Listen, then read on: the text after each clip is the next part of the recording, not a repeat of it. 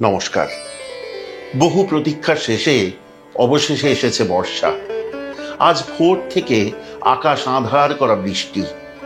ছেলেটি চোখ মেলে চায়, পিটপিট করে দেখে বাইরে অঝোরে বৃষ্টি পড়েই চলেছে। কাঁথার ফাঁক দিয়ে দেখে জানলার ধারে মা বসে আছে, কেমন জানি আনমনা বাইরের দিকে চেয়ে মার গলায় গুনগুন করছে রবীন্দ্রনাথের গান, বর্ষার গান। ছেলেটির মনও কেমন জানি আনমনা হয়ে যায়। মার আজকে রাধবার মন নেই, আজকে মন অন্য কিছুর জন্য তোলা আছে। ঘরে নেই আনাজপাতি, ঘরে নেই বেশি তেল মশলা, ঘরে নেই নানান রকমের মাছ। তৈরি হয়েছিল ইলিশ মাছ দু একদিন আগে, সেই ইলিশ মাছের মুড়োটি আছে পড়ে। আজকে মা রান্না করবে বড় আদরে, বড় যত্নে সেই ইলিশ মাছের মুড়ো দিয়ে খিচুড়ি। আজকে ছেলের মুখে তুলে দেবে তাই। চলুন শিখি।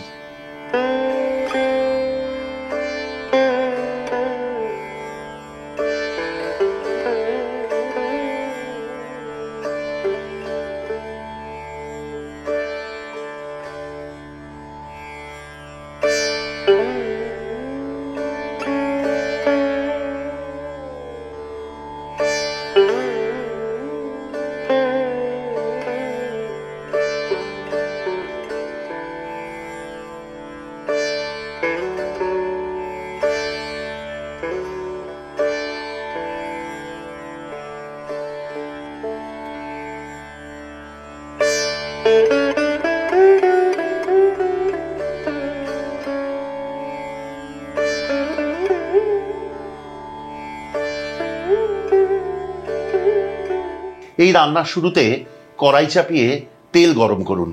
তার সাথেই ইলিশ মাছের মুড়োগুলোতে মেখে নিন নুন আর হলুদ।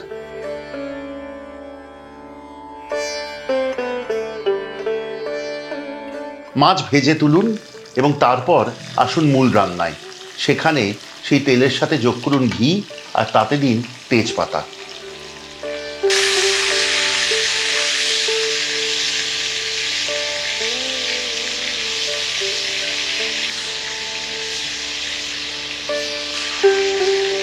ইলিশ মাছ যেহেতু খুব নরম মাছ, খুব তাড়াতাড়ি হয়ে যায়। কাজেই মাছ দেবার একটুখানি বাদেই দেখবেন ভাজা কিন্তু হয়ে গেছে। মাছ তুলে নেবেন।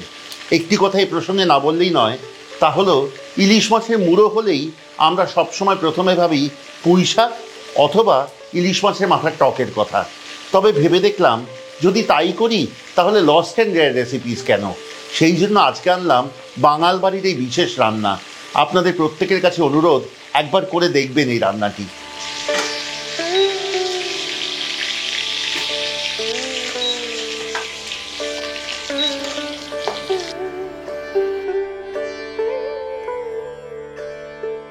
এই ইলিশ মাছ ভাজা তেল কিন্তু ইলিশ মাছের সুবাসে একেবারে পরিপূর্ণ। তার মধ্যে দিয়েছি অল্প ঘি। এবার তেজপাতা দিয়ে রং ধরা অবধি অপেক্ষা করুন। তারপর একে একে দিয়ে দিন পেঁয়াজ বাটা, কাঁচা লঙ্কা বাটা, হলুদ আর আদা বাটা। ততক্ষণ কষান যতক্ষণ না মশলার কাঁচা গন্ধ পুরোপুরি চলে যায়। তারপর যোগ করুন গোবিন্দভোগ চাল অথবা যে কোনো সুগন্ধি চাল আর সোনামুগের ডাল। যোগ করুন 4 টেবিল চামচ পরিমাণ পেঁয়াজ বাটা,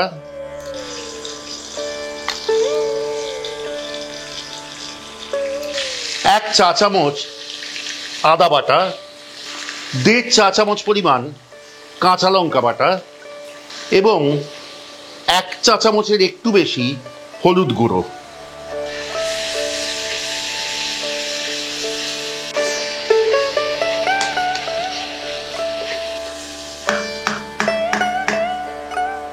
মশলা কষে গেছে। এবার যোগ করুন আগে থেকে ধুয়ে রাখা সুগন্ধি চাল এবং সমপরিমাণ আগে থেকে ধুয়ে রাখা সোনামুগের ডাল। সব মিশিয়ে কষান পরবর্তী 5 থেকে 7 মিনিট।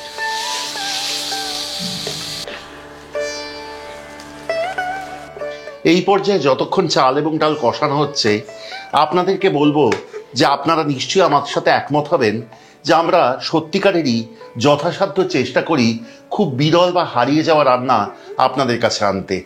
যেমন এই রান্নাটি সবার ঘরে ঘরে হয় না, এ কথা তো মানবেন। যদি মনে হয় আমাদের যোগাযোগ করবেন, নিজের পারিবারিক এরকম কিছু রান্নার আমাদের সাথে ভাগ করে নিতে চান, অথবা নিজেদের জীবনের গল্প, খাবারের গল্প, হারিয়ে যাওয়া মানুষগুলির গল্প আমাদেরকে জানাতে চান, অথবা আমাদের থেকে খাবার অর্ডার করতে চান, তাহলে আমাদের যোগাযোগ করুন 6291834357 এই নম্বরে। আরেকবার বলি, 6291834357, সকাল 11টা থেকে সন্ধ্যে 7টায়। এবার রান্নায় ফিরি। চাল এবং ডাল কষানো হয়ে গেছে, এবার দিন জল, নুন এবং আগে থেকে ভেজে রাখা মাছের মাথাগুলি। আমি এতে যোগ করব 3 কাপ পরিমাণ জল, সাথে দেব স্বাদ অনুসারে নুন, কিন্তু এই কথা ভেবে যে মাছ ভাজার সময় নুন দেওয়া হয়েছে এবং এই খিচুড়ির জল কিন্তু খানিকটা শুকাবে, তবে চাল আর ডাল একটু বাড়বে। এবং দেব আগে থেকে ভেজে রাখা ইলিশ মাছের মাথাগুলি।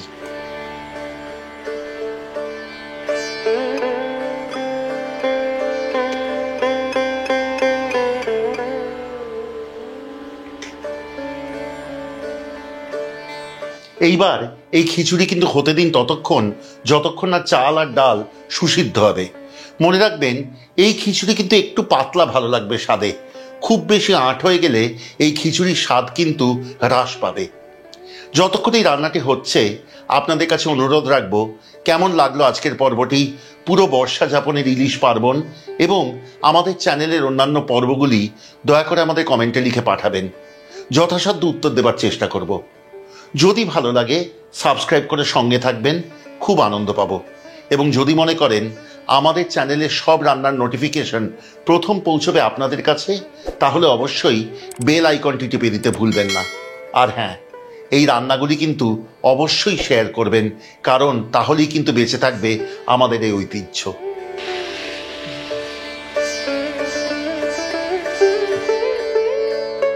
চাল এবং ডাল যখন প্রায় 90% হয়ে এসছে, তখন এতে দিয়ে দিন গরম মশলার গুঁড়ো 1 চা চামচ পরিমাণ, সাথে দিন চিনি, আমি দেব প্রায় 2 টেবিল চামচ পরিমাণ, এবং সব কিছু নাড়িয়ে ভালো করে মিশিয়ে রান্নাটি হতে দিন আরও মিনিট 5। চাল এবং ডাল সুসিদ্ধ হলে রান্নাটি শেষ করুন ওপর থেকে ঘি ছড়িয়ে।